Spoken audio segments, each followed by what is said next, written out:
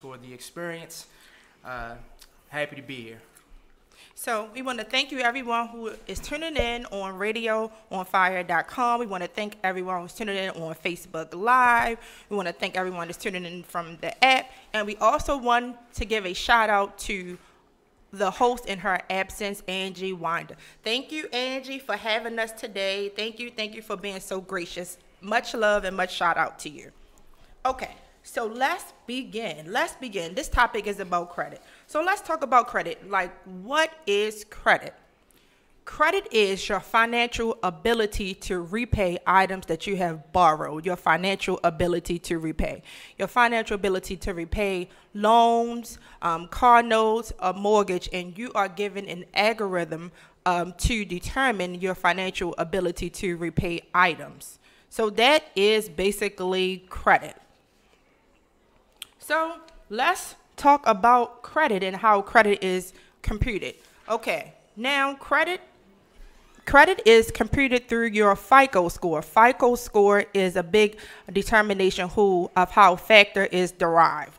And there are 5 categories of credit. Everyone, there's 5 categories of credit. Your payment history is a category, the amounts that you owe, the length of your credit history, new credit accounts, and type of credit used. These are all your 5 factors that make up your credit. So what is FICO? Okay, FICO is your Fair Isaac credit score. FICO is Fair Isaac Corporation, and that's what the acronym credit means. So we're going to touch on some things more in depth about the pie chart for credit, which are the 5 categories and everything. And we're going to talk about credit ranges. But let's just get into some meat of things. And we're going to have my friend to the show right here, Wes, talk about why credit is important. All right, well, pretty much credit seems to be the majority of society nowadays where, cash used to be king. Now it's like, if you want to go and borrow money from a bank or a lender, they want to know what your credit score is. So having 10 grand in the bank but having a 500 credit score is kind of pointless now because you're a higher risk to anybody that's lending you money. So, as that relates to vehicles, of course, like I said, the lower the credit score, naturally, the higher the interest rate. Although there are several other factors that go into play, previous auto history, other installment payment history, and things like that. Of course, credit score is the heaviest weighing factor when it comes to auto finance. Yes. Okay. Well, thank you. Absolutely. Wes said credit is one of the biggest determination factors when it comes to auto financing. And that happens to be the case when it comes to auto financing. It happens to be the case all around the board when it comes to financing homes. It happens to be the case when it comes to financing maybe a small business loan. Credit factors every area of your life. So, why do you think, if credit is so important, why do you think there is a lack of knowledge and financial literacy awareness when it comes to the African American community? Unfortunately, we aren't given necessarily the same tools per se, and I hate to say that, but that's just the reality. So, starting out, as children, we don't all have the same benefit as far as having, the savings account, the college plan, having that direct impact of somebody that says, you know what, this is the stepping stones that you need to take for success once you get into the teenage years, which is really where the credit journey truly begins. Because again, when you get in high school, people start to get these, credit card information mailers and things like that before you arrive at college. So you get into college and then you take these student loans out and you take these credit cards, for student credit cards out, and then next thing you know, you're out and you're burning it on frivolous items as opposed to things that are beneficial for your success. So it's more or less a lack of knowledge and a lack of having somebody that is staying behind you to make you have that push and stand on good credit. Got it. Thank you so much. Today we're going to get heavy into this topic. I invite anyone who is on any one of the feeds, social media, the website, I invite you to engage. I invite you to comment. I also want to give you guys the phone number because we have live callers on the show. So if you have a question, if you want to give your input, we welcome it because this is an interactive show. So the number to call in, everyone, is 404-436-1277. 404-436-1277. So callers, you're welcome to call. And we are continuing to touch on the topic of the disparities in the African American community when it comes to financial literacy and when it comes to credit and when it comes to awareness in those areas. Okay, most often other cultures, they have property being passed down to their families. They have inheritance being passed down to their families, but in the African American community, there's a great disparity. But that's why credit is so important, because you can use credit to leverage whatever it is that you want to get. You can use credit is something that is so completely universal, everyone. Credit knows no color, credit knows no credence, credit knows no condition. So that's why, guys, I'm so excited about this, and I'm so passionate about this, to just to explore, to implore, to invite you guys to talk about the credit and how credit is totally universal and is adaptable to anyone. And I encourage any and everyone to inquire and gather the skills to become more financially better when it comes to credit and credit scoring. So, my guest here, he is a car sales superman, and I wanted to ask him, how did he actually get started in the business and about his tenure in business? Well, it is a very unique story. So I was a professional firefighter. I was injured in the line of duty, and there was a life change that happened, and it's okay, Wes, what can we do since I am no longer a professional firefighter? And I went to Miami. I'm out on the balcony.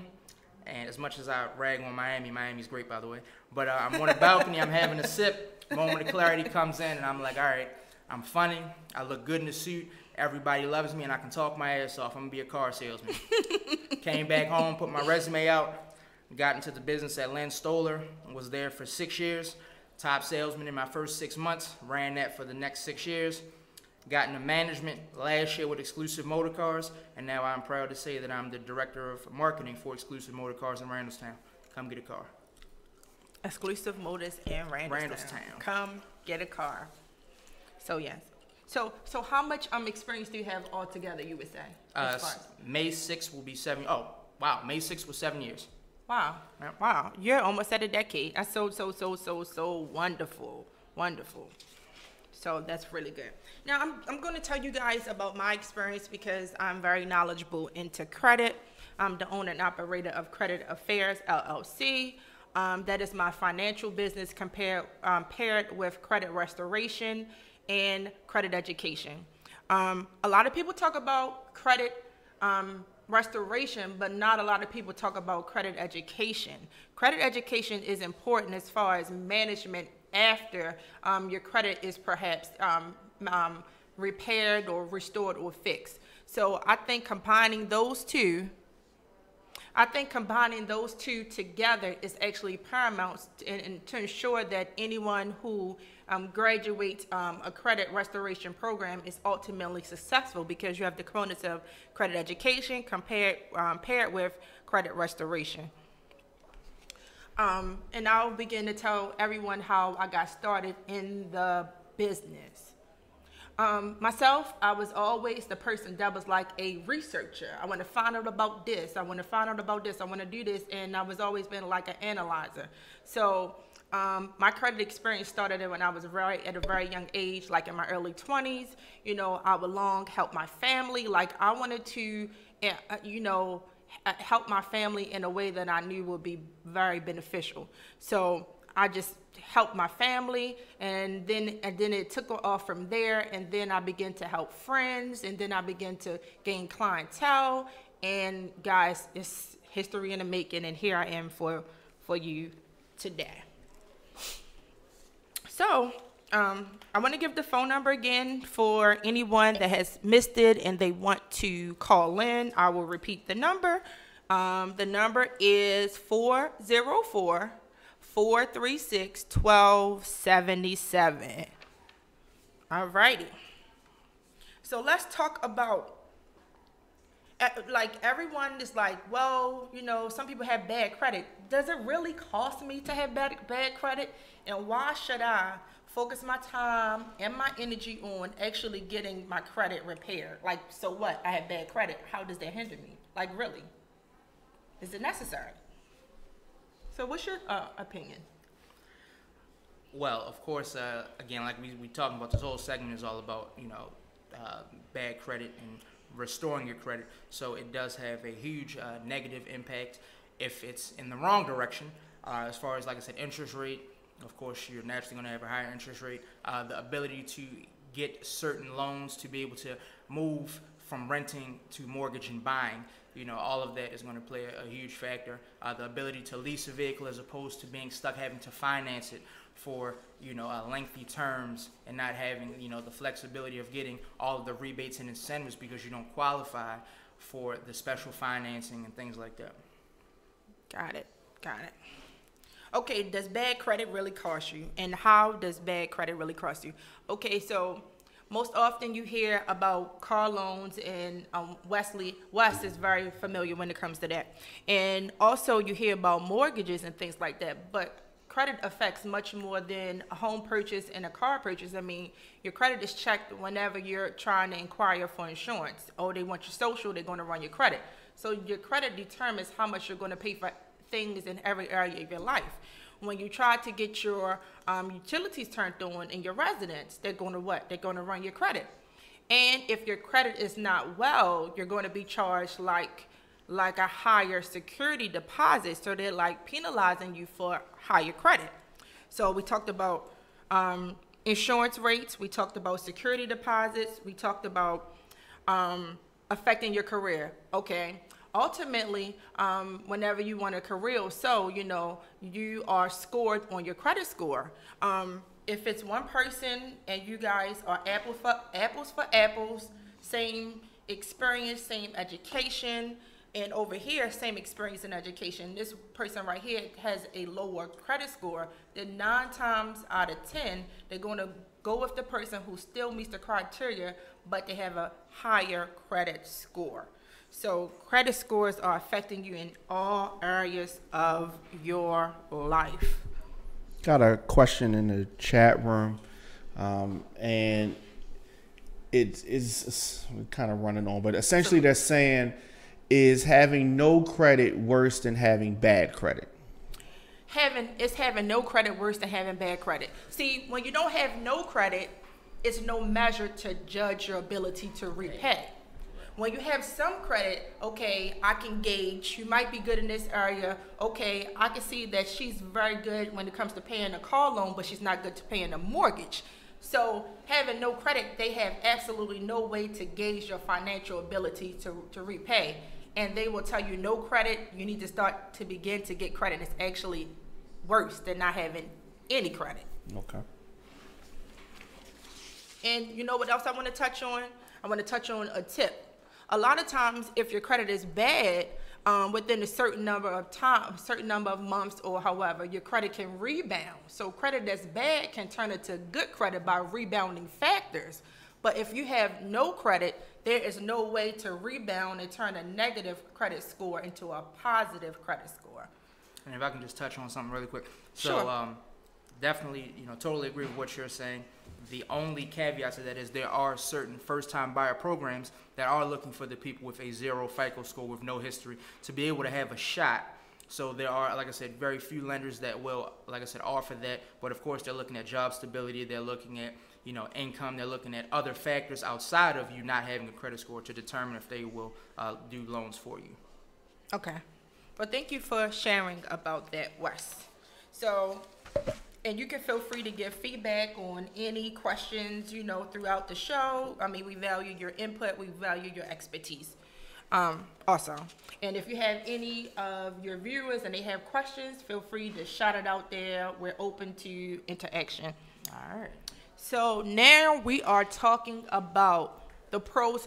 Everyone, it's been long been the quote that cash is king. Cash is king. Cash is king. You hear You hear it all the time, and it's quite catchy.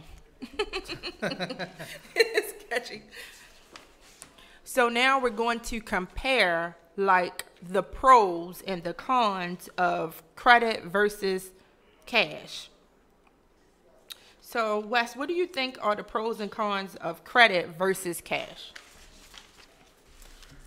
Well, a couple things. So there's always a huge upside to having that liquid capital that's available for emergency. That's available when you know are coming to the table to try and show that you do have financial backing. That's what lenders are looking for. They want to know, okay, you have a stable income that's reliable that's coming in, but they also want to see that you have savings or you have something that you can come to the table with to help them make that decision to push the loan one way or another. Like I've been saying since the beginning, having that 800 credit score will definitely do a lot better than having the lower score with more capital behind you. That's just the nature of the beast, unfortunately. And a lot of people don't know how easy it truly is to be able to get to those higher credit scores and maintain them simply by best practices and just having a very reliable track record with making on-time payments slightly higher than your minimum. So there's a couple little tricks that you can do to help boost yourself. So engage us. What are some tips that you think has been useful or you've seen people use in the car industry? All right, so one of the things that I recommend when I have a client who doesn't necessarily qualify for the first-time buyer program, because medical collections are one of the things that will quickly disqualify you because a medical collection is a derogatory line of credit, although people don't see it like that. Everybody's like, oh, you go to the doctor, you get a medical bill for $20. Something that simple could disqualify you from being able to be approved for a loan. One of the things that I tell people to do is a secure credit card. If you're unable to get some of the subprime credit cards from lenders that are the sharkier banks that charge the high interest rates and that offer, an upfront fee to be able to extend you credit, although it's an investment in yourself, which is how you need to look at that, it's also a burden because not everybody can take a $300 credit line and throw $200 of that away initially in upfront fees. So that's how these subprime lenders take advantage of the bad credit client. But with a secure credit card, most people do have direct deposit. It's like the way of life now. So you have a bank account or a checking account, and with your local institution, you take $100. Most places, the minimum now is about $200, and you start a secured line. So it's your money.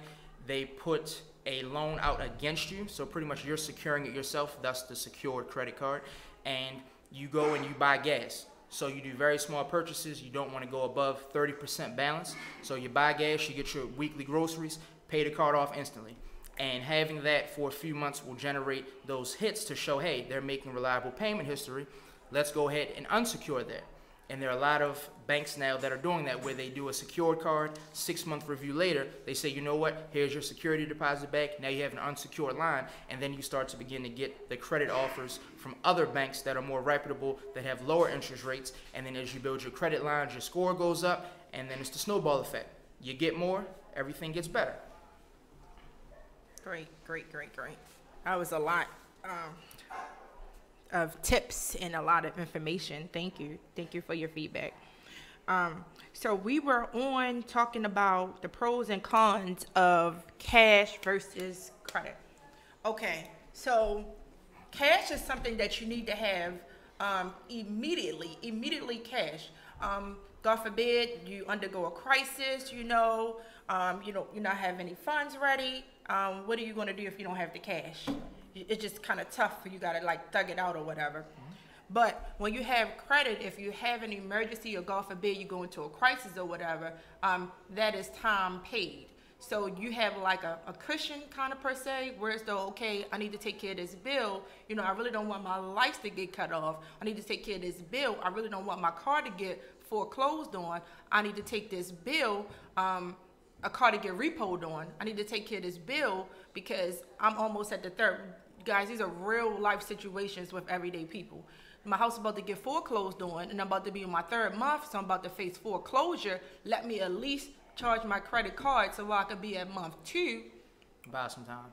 Instead of month 3 and buy some time. And, a lot of people were living from paycheck to paycheck. So if you build up your credit, you know, over a period of time or whatever, you never have to worry about hitting rock bottom. Not only are you building up your credit in terms of emergency situations, guys, you're building up your credit for whatever it is that you desire as far as the American dream. I mean, you can't buy a house. Most people, you know, if you're blessed, you're blessed. $500,000 house on cash. I mean, anybody that's financing a home or whatever, if you have the cash, I mean, you're blessed. Most people are financing using their credit to leverage home ownership. Somebody's saying they can't get through the line. He's probably not there. Okay. So we have to wait 2 seconds. Okay. And if you can't get through the line, feel free to ask. Shout out. Let's shout out that person right here. Terry, it'll be a moment. We'll get you in. Oh, and you know what else, Terry? You can ask extra question on the live, and we'll be sure to answer your question as well. So we were talking about how credit offers you a cushion to prevent any kind of emergency or any kind of financial issue from exacerbating or whatever. So that is how you can use your credit. Another reason why credit is important. Let's talk about leveraging your credit. Leveraging your credit for financial entrepreneurship, small business, and everything. Most people who are business owners in the African American community, a lot of people start their businesses off of their equity used for home ownership. So that is the #1 way that African Americans become business owners, because after purchasing a home, the equity grows inside of their home, and they use the money and they remove it from the home as far as equity, and they're able to become small business owners. So business ownership is a way to leverage your credit. Okay, guys, I'm gonna give you guys a tip. Okay, say I'm sure everyone sees the credit cards. You get 0% interest for 18 months. You get 0% interest for 12 months, and that is a phenomenal way. That is the best way in the business, where for a year, for 18 months, free money. You're getting free money. You're getting completely free money. It's no choice but to invest your money. It's no choice but to make a profit off your money, because you're being charged 0 interest for that period. So why not build your credit? Why not build your credit? Why not build your credit on your credit card? Why not take the 18 months, 12 months / 18 months, invest in your business interest free, and perhaps double or at least, triple your money in that time period, and come up with a plan for business or entrepreneurship. So guys, I hope you like that tip so far.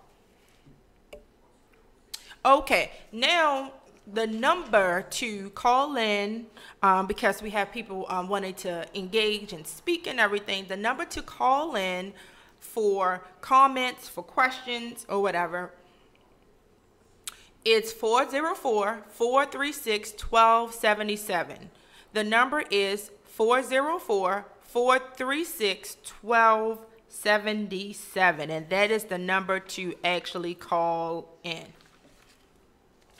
So now we are going to let's talk about banks and the importance of banks when it comes to credit. So West here, he's going to give some feedback on the auto industry and how they operate in terms of banks.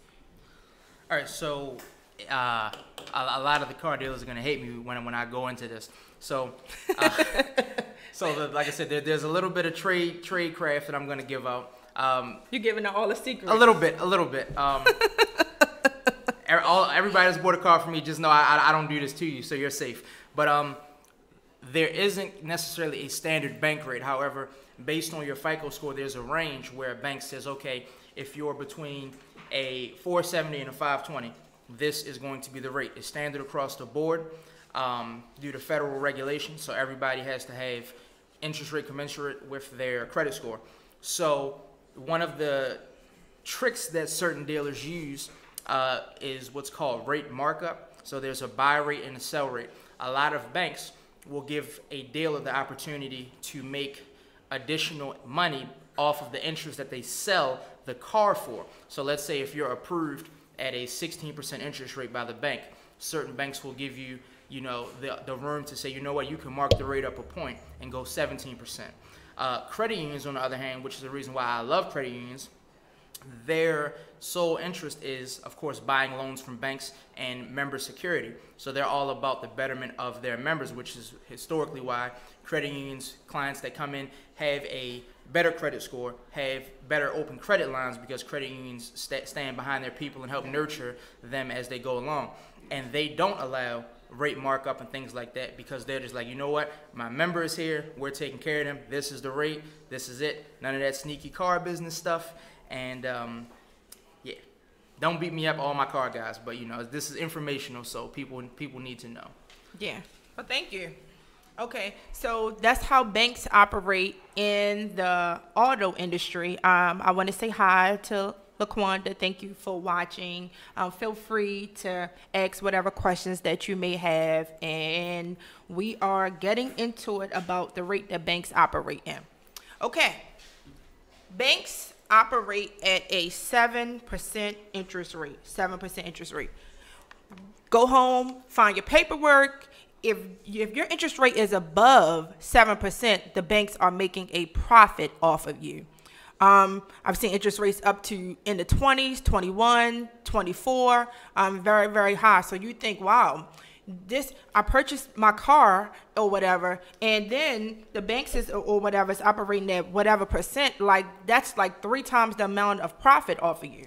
So, and like, guys, like, what are they going to do when they're making profit off of you in the financial institution in the industry? What are they doing? Building more banks and building more institutions, guys. This is something that you can do on your own if you maintain a good credit score. If you maintain a good credit score, instead of the banks making a profit off of you and monopolizing the banking institution off of you, you can use your very own credit to build your own business, your corporations, your own institutions. So, you got a question? You got a question? Yes. Okay. So the question is, what's better, a loan from my bank when purchasing a car or a loan from the dealership? All right. Again, getting back to my car guys that are in here, don't beat me. Of course, from the dealership standpoint, we would love to be able to do your financing. There's a few reasons why. Not because we're out to get you, but having a certain amount of loans flow through a lender helps build our portfolio, which allows us to be able to get certain clients more opportunity with that bank. So for instance, if you are dealing with a bank that is giving you a subprime loan for someone with challenging credit, and you do 20 deals a month with that bank, and these people perform, and you have them where they're doing bi-weekly payments as opposed to monthly, so they're generating better payment history, they're paying loans down faster, shaving interest, and they're not coming in getting repossessions, that bank will now give us the ability to sell more cars to those people, even though they don't necessarily meet their basic standard, because our portfolio is strong. So of course, going through the dealer is always what we would prefer, outside of, like I said, what I talked about earlier, having the ability to mark up the rate, which is what certain dealers do a terrible job of doing, because at the end of the day, client service is what people want. You want that family feel, you want to feel safe and not taken advantage of, which is what separates myself and my dealer group a lot differently than others, because we don't want to sell you just one car. We want the legacy business. I want the Johnson family business, not just the one deal. So, okay. So, Wes, could you read the question again? The question was, what's better, a loan from my bank when purchasing a car or a loan from the dealership? Okay.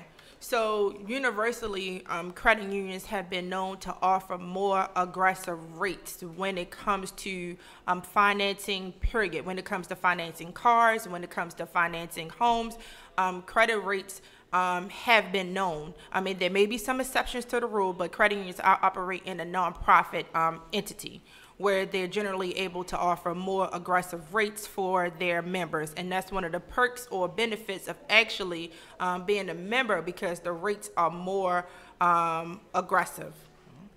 Then you have some institutions or whatever that they're able to price match, You bring your rate here, they'll actually match or whatever. My own personal take is when you go to a credit union per se, your credit is going to be ran one time. Credit union, okay, I want to go to NASA, I want to go to PenFed, I want to go to SeekU, my credit going to get ran one time, approve or deny. A lot of times when you go to the dealership per se, I'm not really sure how many times your credit is going to get ran, but 9 times out of 10, it's probably going to get ran more than one time. And when your credit is ran in multiple times, that is impacting the inquiries on your credit score. Sometimes when you get denied for certain things that you're requesting as far as credit, one of the factors that can lead to a denial is too many inquiries on your credit score. So what you want to do as far as improving your credit is to minimize the inquiries on your credit score. I would encourage each and every one of you to get involved in some type of credit monitoring. So whenever you go to whenever you're getting ready to make a purchase, you don't have to gauge what your credit score is, because you'll be certain on what your credit score is, and you'll be able to know what a comparative rate is when it comes to your credit score. So what do you think about that? Yes, if I can touch on that. So there is definitely a huge upside to coming into a dealership already pre-approved, not necessarily having a check in hand, but a pre-approval, because again, that's power. That gives us an idea of interest rate. That way I can say, hey, based on your score, I know that if I send you to this lender, I might be able to get you a more aggressive rate. And who wouldn't want to save a few dollars on their car payment by me getting them a better rate? Now, when it comes to the finance world, every finance team isn't built the same. So you have people that don't have the industry knowledge to say, you know what, I know for a subprime client, these banks are going to give me this particular rate. And I know for somebody that is more of a premier client, this bank is going to give me this rate. And they do what's called the shotgun approach, where literally it's just firing in the room and it shoots everywhere. So you click every bank and you wait for a green check and hope that the rate comes in, and it's kind of like just a blind shot in the dark, which is the reason why a lot of people get 10 inquiries going to one dealership, because they have no idea what the hell they're doing, versus taking the time to learn the craft. Then you have the ability to say, you know what, based on this score, there's 2 places that are going to beat your credit union rate. Can we take a shot and we can try and save you a few dollars? Yes. The importance, okay, so when you have your own financing already pre-approved, you already know 9 times out of 10, my credit union is going to approve me, or you may have a check in hand. You are a ready-made buyer. There's so much value in someone coming and they are a ready-made buyer. What is your, how do you feel versus a ready-made buyer coming in there and then a person that's not a ready-made buyer, and what is the time factor? And also, what I want you to touch on, Wes, is the seriousness that they're ready to make a decision as far as a car purchase when they are a ready-made buyer. All right, so it's truly a gift and a curse for 2 reasons. One, having somebody come in the dealership pre-qualified or check in hand lets us know, yes, we have a serious buyer. However, devil's advocate from the car dealer standpoint, it limits me in my ability to necessarily generate a profit to my liking, because if my car is listed for 34 grand and you got a check for 32 out the door, am I not going to try and take that $32,000 as opposed to saying, oh, you need to go and get 2,000 more? That doesn't really play, today. And you have so many internet websites where you can come in, TrueCar, and places where you can price vehicles to know if you're getting a good deal or a fair deal. So it really gives the buyer the upper hand as opposed to the dealership, because there's no game, and that's what consumers hate. They hate the dealership game. So time frame wise, you're talking about, if the average car deal takes from A to Z, if you don't have pre-qualification, about 3.5 hours from meeting, test drive, to getting into finance, signing contracts, back down the road. About 3.5 hours. Coming in pre-qualified, you can in essence get a deal done in about 60 minutes. Wow. Yep. So that's really a difference. 3.5 hours if you don't have your pre-approval To about or an your hour, funds to about 60 minutes, guys. So everyone, you know what to do. If you don't want to sit 3 hours and a half into a dealership, you heard it. Have your pre-qual, your pre-financing already, organized and underway. It would save you time, a lot of time. Okay. Real quick question just came in. And did your other viewer get a chance to ask their question? Because we had one that was going to call in. Yeah, I'm waiting on her to call in. Terry, if you can call in. And here's the number. Here's the number for Terry. Yeah, 404-436-1277. Okay. So go ahead and call in. So the question is, what in your experience is the most accurate program to track my credit score? And should I check my credit score before going to a dealer? Now, this happens all the time. I know what you're about to get into. I know. All the time. I know that. Being totally honest with you, Credit Karma is one of those things where it is a great tool, but it is not the Bible. Because far too often, so I automatically, I just put a 30 to 40 point variance in from what Credit Karma reflects to what I'm going to receive on my end. There's several reasons why. Credit Karma uses a different consumer software when it comes to pulling your credit. Vantage score. They only operate on Equifax and TransUnion. They don't show Experian. From the car dealership side of things and as well as the financial side for banks, we use direct versions of the most up-to-date software from the credit bureaus as of now. So the second they decide to change the program, we have it. Credit Karma does not. So it is a great tool to say, okay, if it says you're a 580, you know that you're in the 500s. If it says you're a 620, chances are you're probably somewhere in the 600 range. But you can't go point for point and think that just because Credit Karma says this is what you are, you're going to walk in a dealership and unfortunately have a surprise because there is a variance. But I do feel that out of all of the credit reporting software for consumers that's out there, Credit Karma has shown to be the most reliable, especially when it comes to the updates on your credit. So if there's something that you pay off, it'll show those accounts paid off, closed, removed much faster than other software like Credit Check Total and freecreditscore.com or something like that. So Credit Karma definitely has my blessing. Good tool. Okay.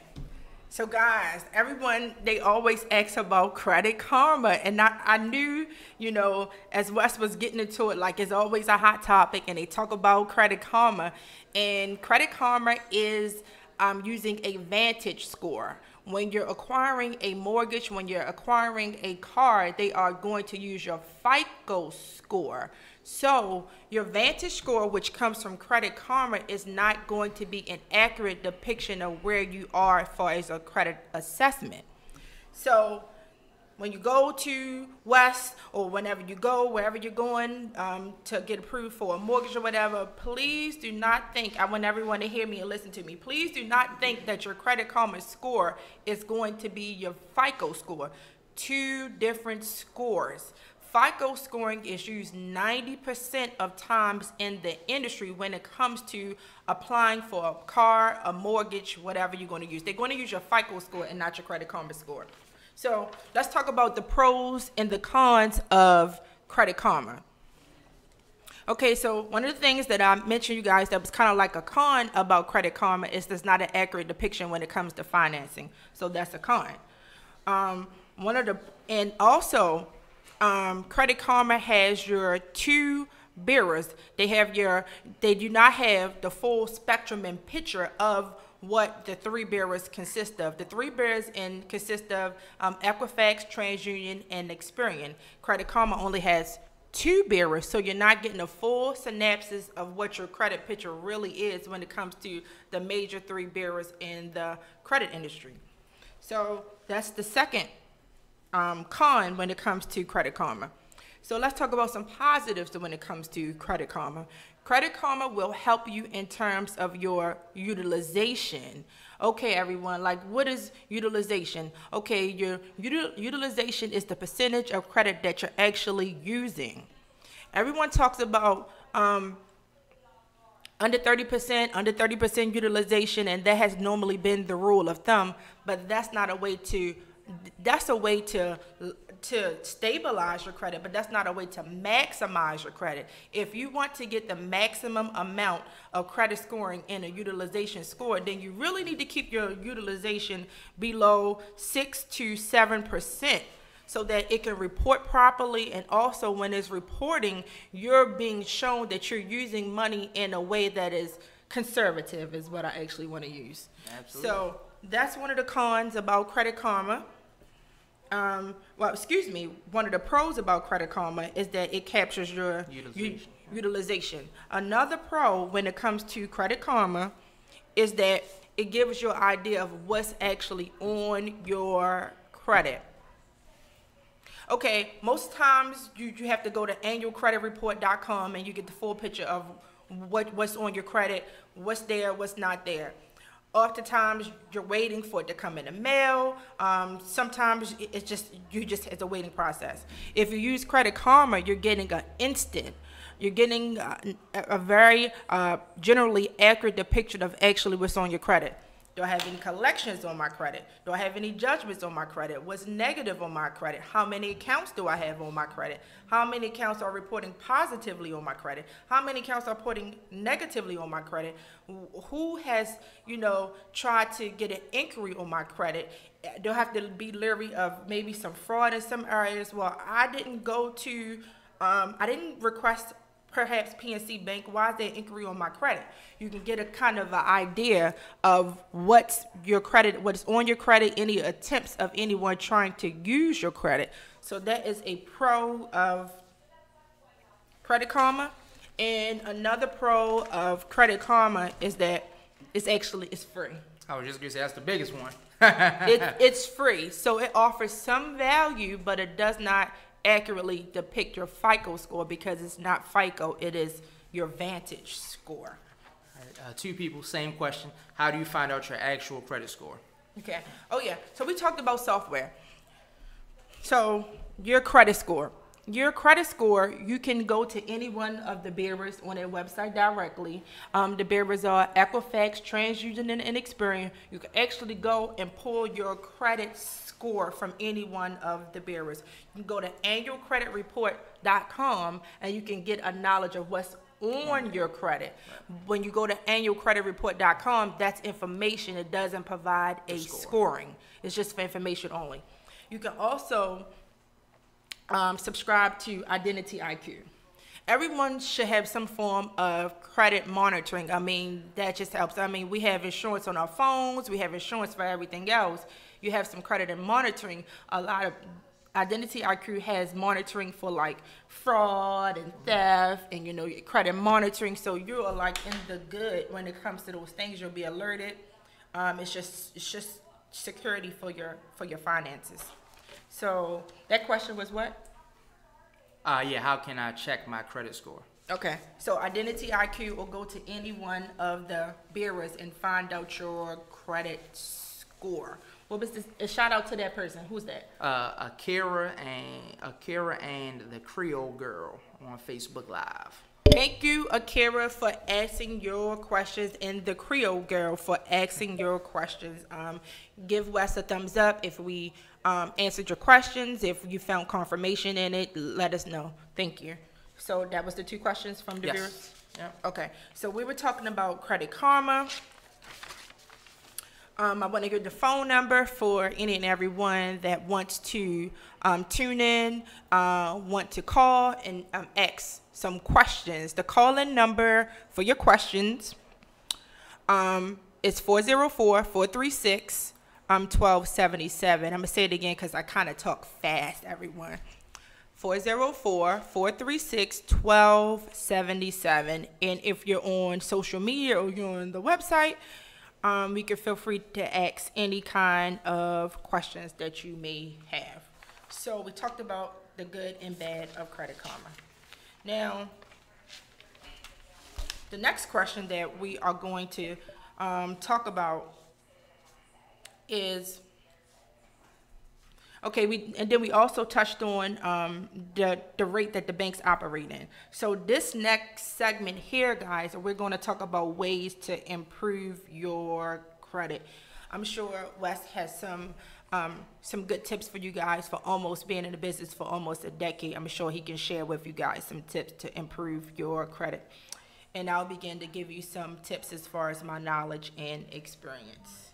So we kind of talked about utilization. We talked about that already. And my tip would be to keep your utilization low, 6% or below. And a kind of tip on that is everyone has like Netflix or have like Hulu. No matter if you use the credit card or not, do not close the credit card. Do not, if you have a credit card, do not actually close the credit card. One thing to do to maintain and maintain history on your credit card is to, everyone has Hulu and Netflix. So if your balance is paid off, do auto pay with your Hulu or do auto pay with your Netflix. So you're looking very conservative when it comes to money. It's still reporting every month that you're using your credit, and that's just a good tip. Make sure you pay it okay and have something very small reporting to the bureaus every single month. So you can do it with Netflix, you can do it with Hulu. Anyone who has like the Sun paper, it's like $10 or so a month, something very small, a very small fee, and have it auto paid to your credit card.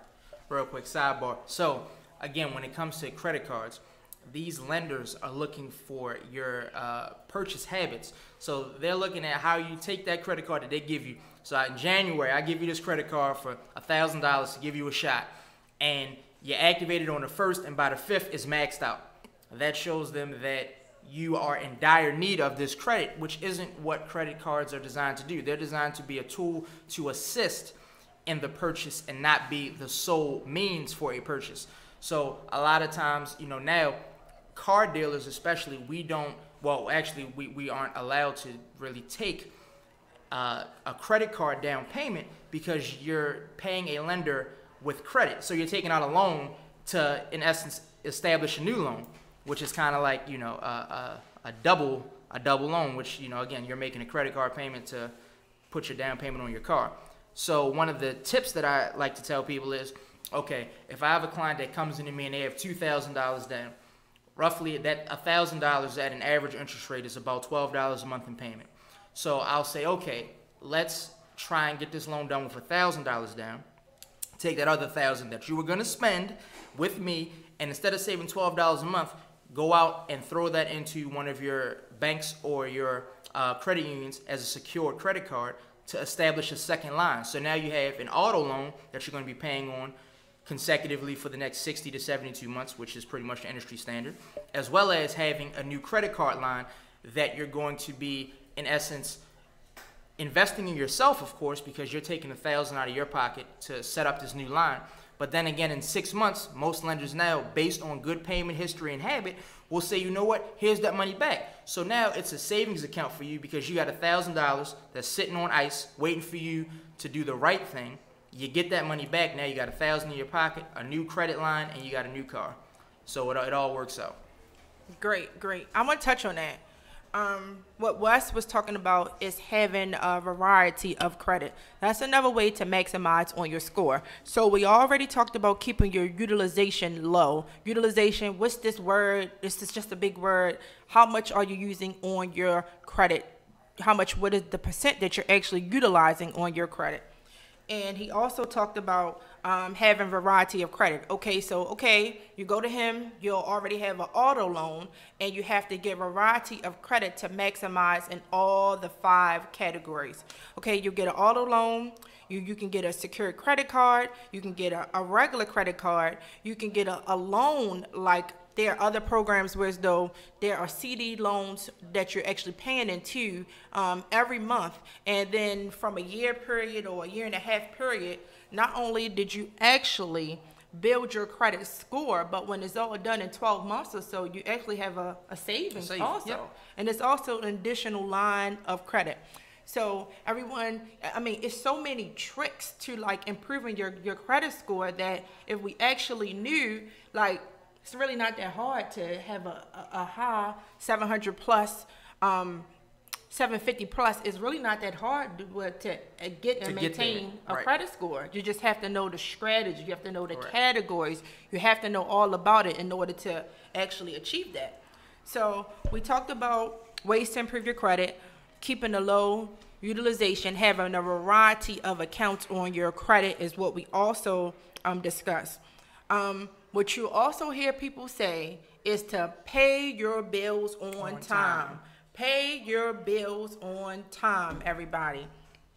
So if you're working on keeping your utilization low and you're working on having a variety of credit lines, then it would defeat the purpose to have untimely payments because you're kind of working against yourself. When you have timely payments, it's actually building your credit to show consistency, to show reliability about your ability to repay. When you also have timely payments, it's allowing your accounts to age, and that is another category of credit. I mean, an auto loan, 5 years, 6 years, when you get to that point where you have your credit ages, I mean, then it's looking like you are a good contender when it comes to loans and things like that. And you know what the funny thing is? What is so funny to me is they give credit to people who already have credit. If you show your ability to manage and maintain your credit here, you can get all the credit that you want. You can buy a house on credit. You can buy a house on a credit card if you want to buy a house on a credit card. When you are managing your credit well, you get all the credit you want to get all the perks you want to get. You get it's just here, take it. Credit line increases. It's just handed to you so freely. But when you actually need credit, when you actually need credit, it's very tight-fisted when you actually need credit. So I just find that kind of ironic. It's just so crazy. Like, you have to have credit in order to get more credit, to build credit or whatever. So yeah. So we talked about timely payments, allowing your accounts to age. Okay, so whenever you first get a new line of credit, it's going to be considered an inquiry. An inquiry is when whatever place of business, bank, credit union, or whatever, they actually go and pull your credit. So if you go to Bank of America and you want to say, hey, I want to get a loan, they're actually going to get your social, they're actually going to pull your credit. And that, my friends, is called an inquiry. Well, I have an inquiry on my credit. How long is my inquiry going to stay on my credit? Inquiries stay on your credit, my friends, for 2 years. 2 years. So when you think about, do I want this, do I want that? Do you really want it? You have to shop smart. Yeah, do you really want it? Because you know it's going to remain there for 2 years. So you got to be conscientious when it comes to your spending or whatever you want. But you know what a lot of people do? Or what they advise to do? Is to, when you're not to be an instant buyer, to be a contemplative buyer, to go home to sleep on it. 24 hours later, 48 hours later, do you still really want that? You still really want that item, or do you still really want that whatever you're thinking about buying? Do you really still want it? 9 times out of 10, from certain studies that I had, most of the times people are so much impulse driven. 100%. Because you see it, you want it. Or you've seen somebody else who just had it. Right. Oh, I want to get this. Right. You've seen somebody else who just had it, and I mean, for real, I want this. And you I think I want to get it too, And a lot of times, according to studies and statistics, 24 to 48 hours later, the thing that we were so gung-ho on purchasing and buying, we don't even want it anymore. Yeah. The next day, it was a phase. We don't really want it. So we talked about kind of being in tune and kind of taking your time. Another question, I'm sorry. Sure. If you have a car accident and in the settlement they give you money and they pay off the car, does that help or hurt your credit? If they pay off the car when it comes to the settlement. Okay, if they pay off the car, that's going to be looked at as a positive line of credit because it's going to report as the item that's actually paid. It doesn't matter who paid the item. You know what I mean? Okay, if it took me a year and I paid off my car, it's a positive line of credit on the car. if the auto industry paid it, it's still a positive line of credit on the car. Who's that so we can give him a shout out? Kelly.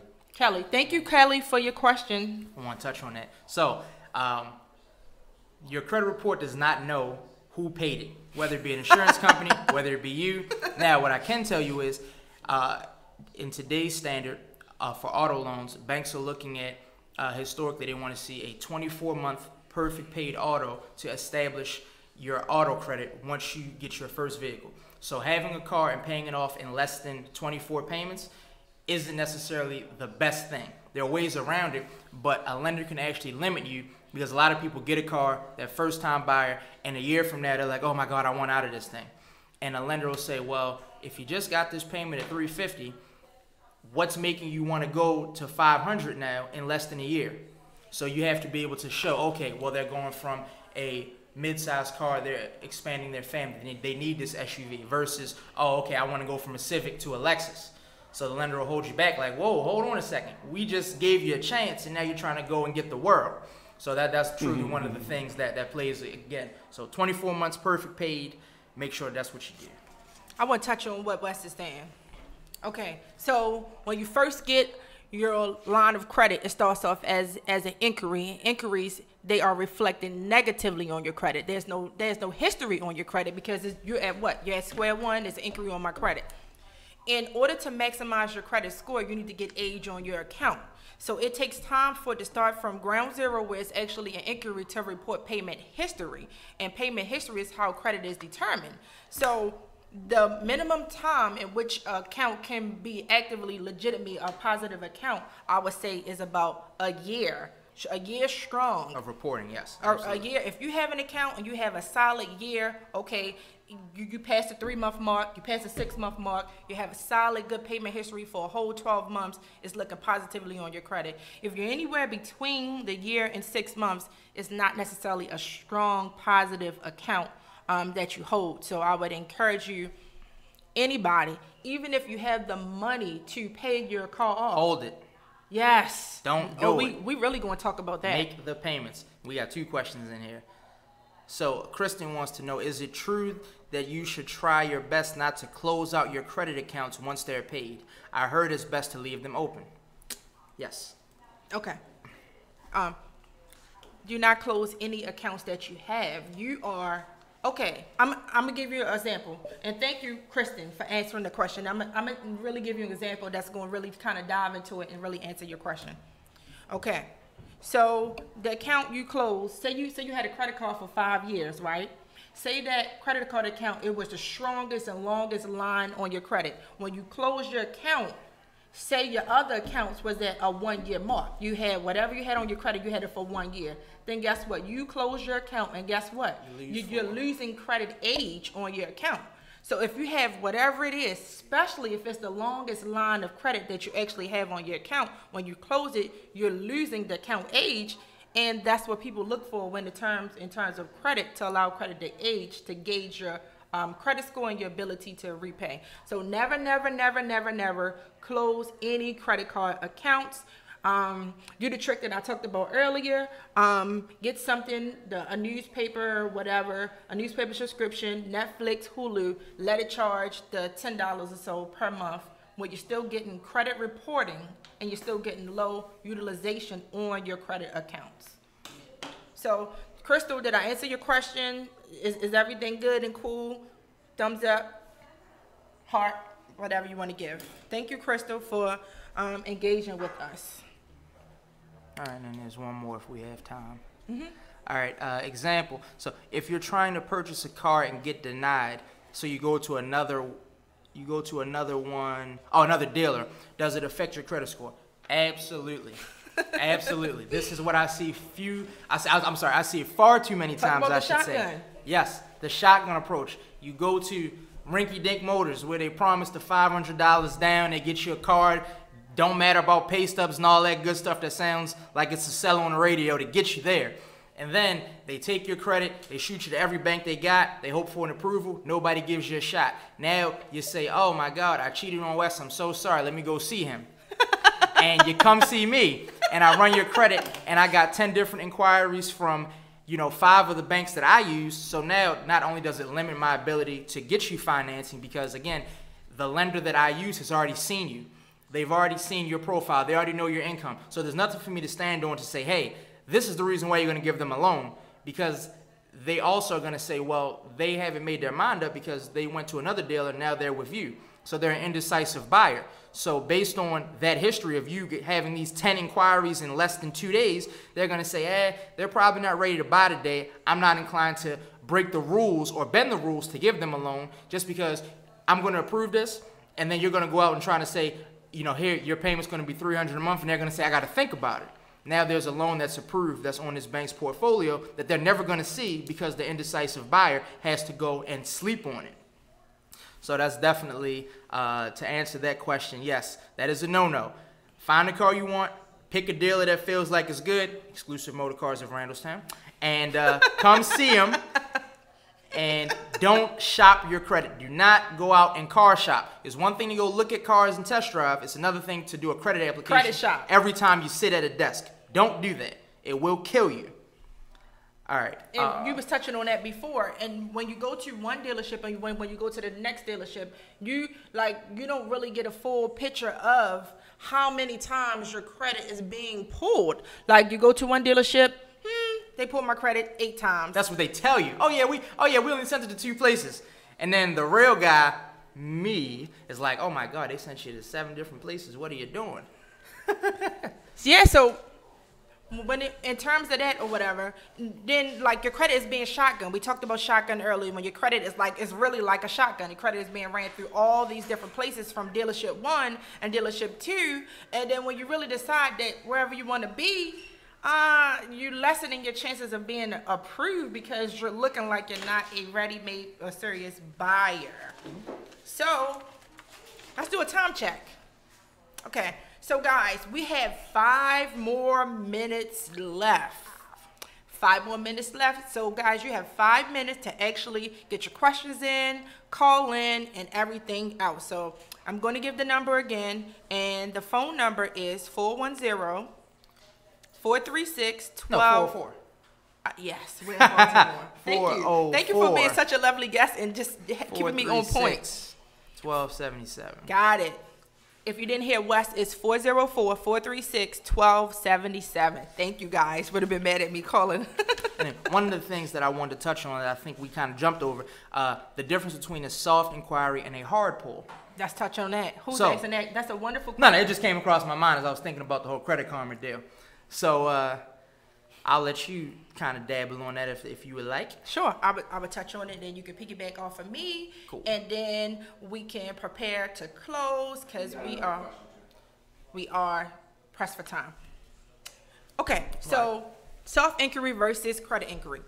Soft inquiry versus a hard inquiry. A hard inquiry, you're always going to get a hard inquiry from a merchant, a creditor that you do not have any business with. If you don't have it, you're trying to acquire, you're trying to subscribe, you're trying to receive a line of credit, hard inquiry. When you already have credit established and per se, I already have an account here, I think they're going to consider me for this, that, and the third. When you already have business with them, then they will pull your credit intermittently to check your accounts. Do I want to give her a credit line increase? When you already have business with them, soft pull. When you're trying to establish business with someone, hard pull.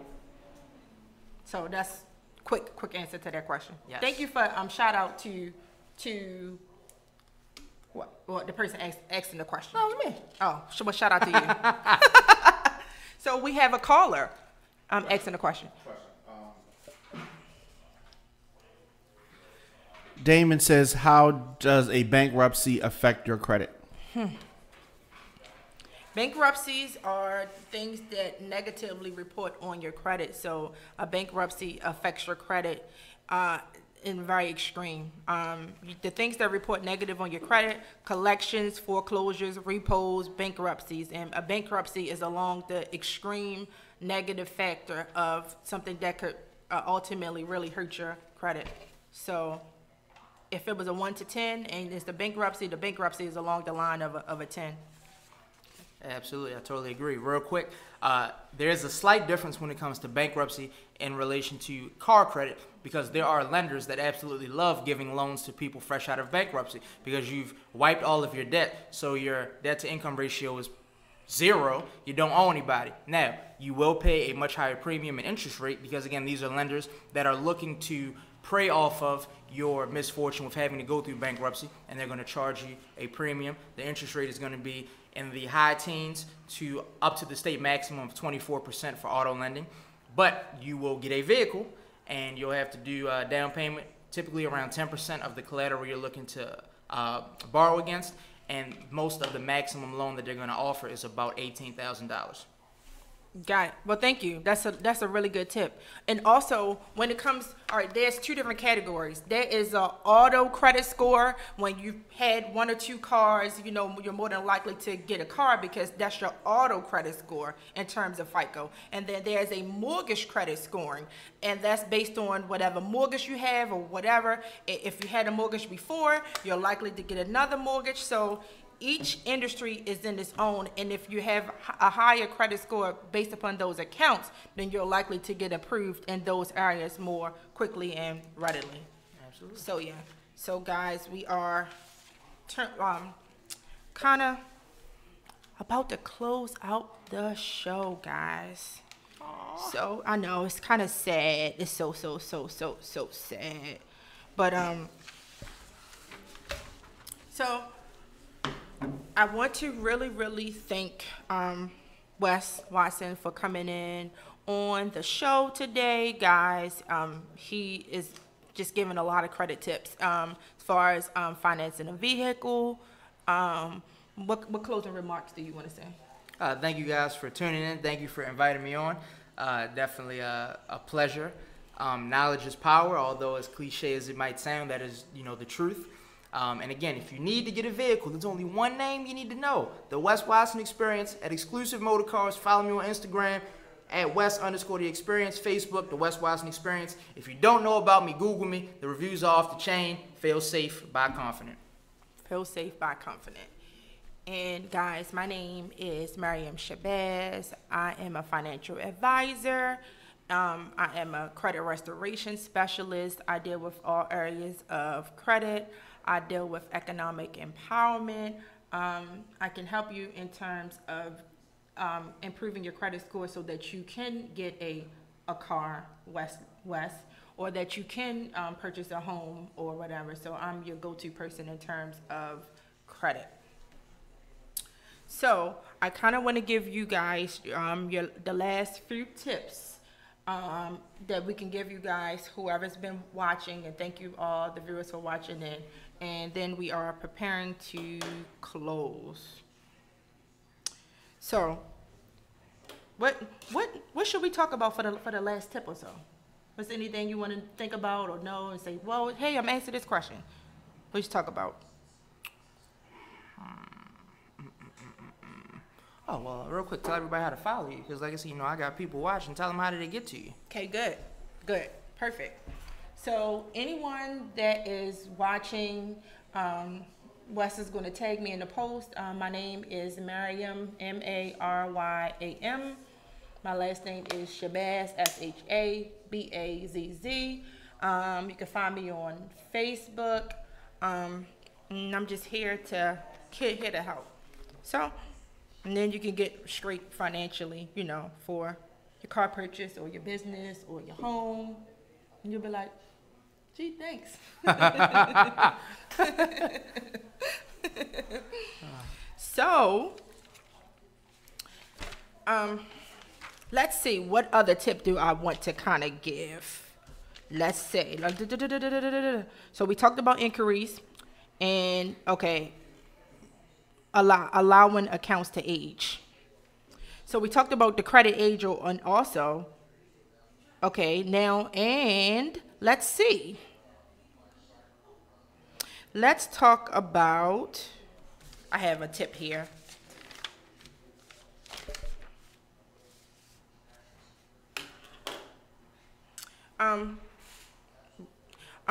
Let's talk about the last tip that I want to give you guys, and we'll be closing out, is if you already have a secure credit card, starting out with, if your credit is not so great, I'm not going to say bad credit because I'm speaking life over each and every one of you. If your credit is not so great and you start off with a secured card, go with a company that will kind of change your unsecured to your secured card to a your tongue-tied, your secured card to a unsecured card. So as it transitions, it can follow you. You can gain age and all that other kind of stuff. So thank you guys. Thank you for tuning in today with Restoring the Village on Radio on Fire. I want to give a shout out to my host in her absence, Angie Winder. Peace and love. We thank you and appreciate you so much. And tune in Tuesday.